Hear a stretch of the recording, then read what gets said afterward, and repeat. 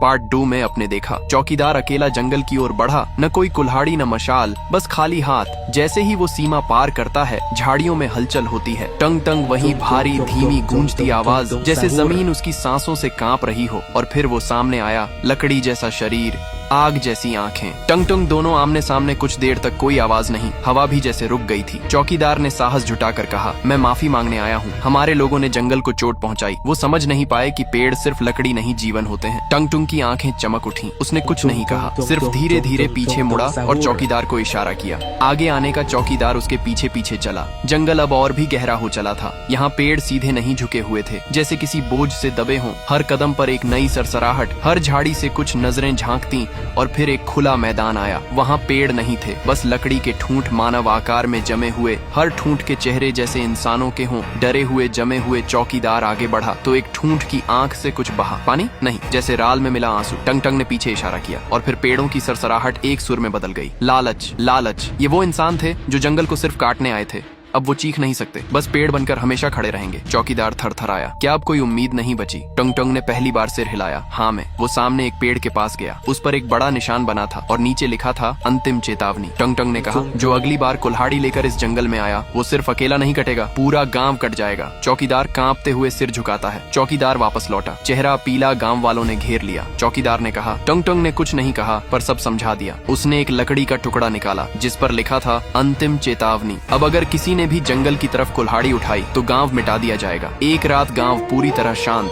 लेकिन एक घर में एक लड़का बाहर देखता है। उसे पेड़ों के बीच कोई हलचल दिखती है और फिर टंग टंग। वो आवाज फिर आती है, पर इस बार डर नहीं, एक सावधानी की याद बनकर। पार्ट 4 के लिए ये वीडियो फ्री फायर को टैग करो। पैसा कमाना है, इंतजार किस बात का? बायो में लिंक है, टेलीग्राम चैनल ज्वाइन करो और अपना सफर शुरू करो आज ही।